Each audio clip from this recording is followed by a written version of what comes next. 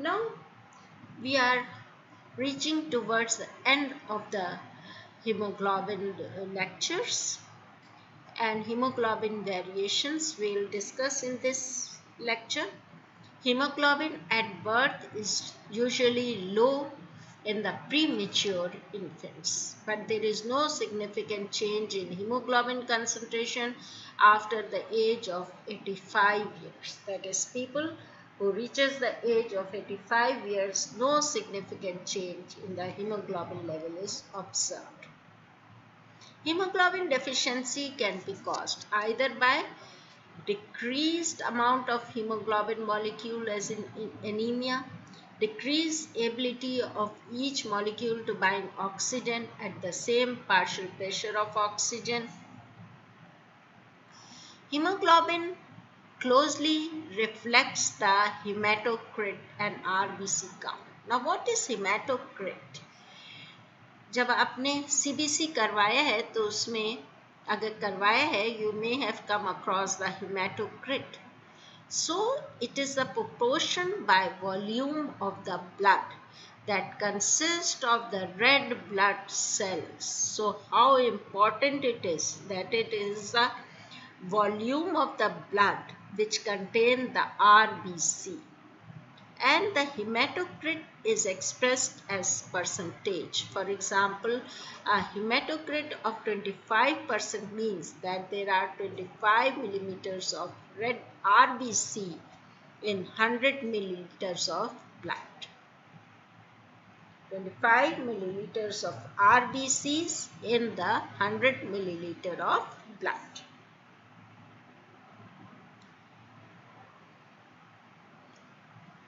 We have already discussed the hemoglobinopathies, genetic defect resulting in the abnormal structure of the hemoglobin molecule may cause both decreased amount of the hemoglobin and decreased ability to bind oxygen, and this decreased ability to bind oxygen it leads to hypoxia. Common causes of low hemoglobin include loss of blood, nutritional deficiency, bone marrow problem, chemotherapy, kidney failure because hematopoietin it is synthesized in the kidney, abnormal hemoglobin, if there is some abnormal hemoglobin is present such as in sickle cell disease in the patient with sickle cell disease. So all these factors, chemotherapy, they destroy the RBCs. So all these factors, they lead to the low hemoglobin level. Signs and symptoms of the low hemoglobin level, it puts a strain on the cardiopulmonary system to maintain the oxygen level. Obviously, hemoglobin is less, so there must be problem in the transport of oxygen, and there is a risk for angina, heart attack, congestive heart failure, and the stroke. High hemoglobin level may be caused by exposure to high altitude, smoking, dehydration because the water is lost from the plasma, dehydration is there, advanced lung disease is there, and certain tumors because the tumors they are utilizing the hemoglobin for their development. Therefore, all these uh, uh, conditions they lead to high hemoglobin level. High hemoglobin level increase the chances for intravascular coagulation.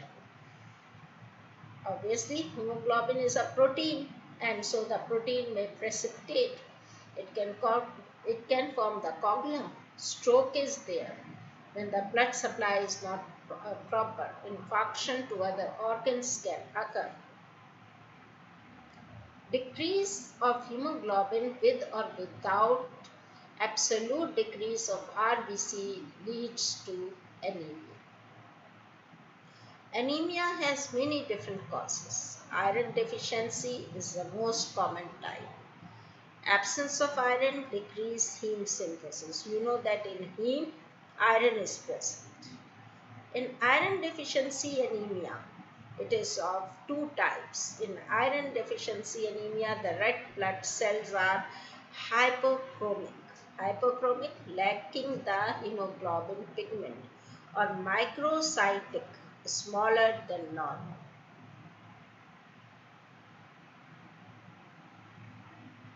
Here you can see the different pictures. This is the normal RBC.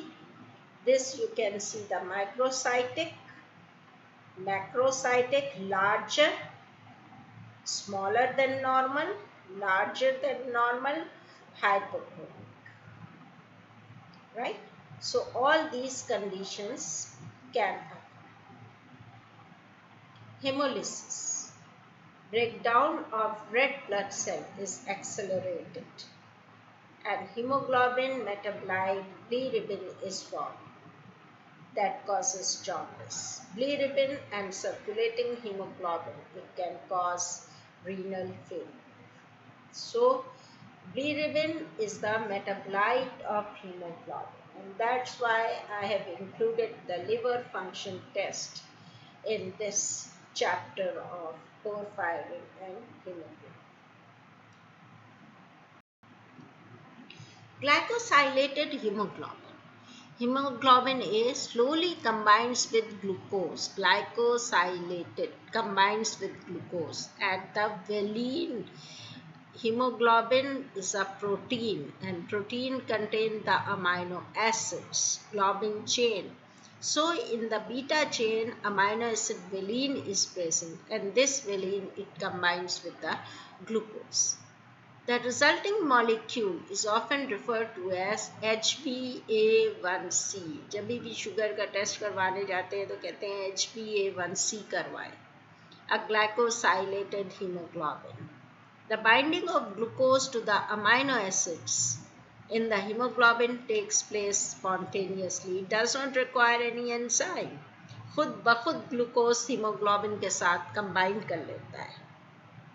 As the concentration of glucose in the blood is increased, the percentage of HbA that turns into HbA1c increases.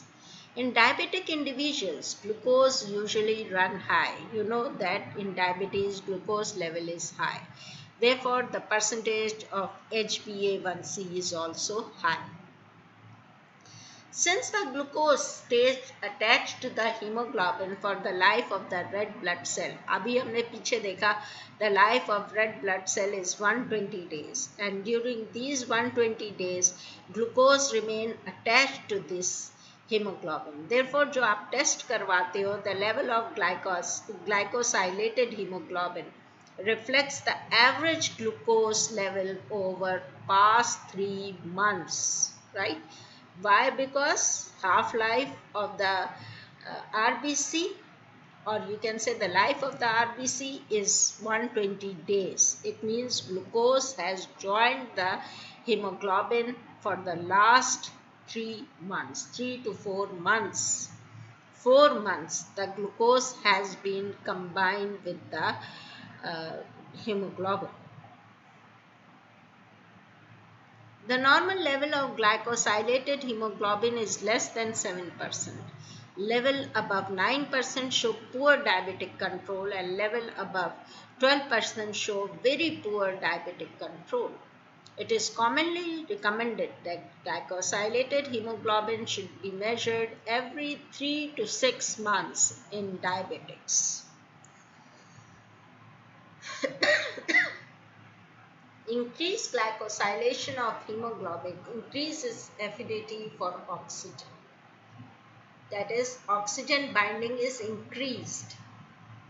Oxygen binding when glucose binds to when glucose binds to hemoglobin, then the oxygen binding is increased, thus preventing oxygen release.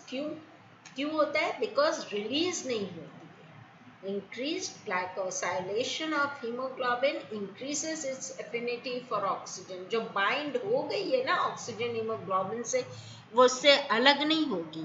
उसकी affinity जो love होता है ना oxygen के लिए, वो increase हो जाता है. और इसी वजह से वो टिश्यू लेवल पे जब बाइंडिंग स्ट्रॉन्ग हो जाएगी ऑक्सीजन और हीमोग्लोबिन की, so then it will not be released at the tissues, and this will create hypoxia. Tissue will suffer deficiency for oxygen. क्यों deficiency होगी? Because oxygen is not released from hemoglobin. Why it is not released from hemoglobin? Because the glycosylation of hemoglobin increases its binding or increases its affinity or increases its loving nature for oxygen. Polycythemia, elevated level of hemoglobin, are associated with increased number or size of the RBC, which is known as polycythemia. दोनों चीजें हो सकती है, increase number हो जाए RBC का या उसका size increase हो जाए, then we call it a polycythemia. And elevation, this polycythemia may occur due to the congenital heart disease or pulmonary fibrosis. In दोनों conditions में the number of the RBC or the size of the RBC are increased. So elevated level of hemoglobin are associated in polycythemia with increased number or size of the RBC.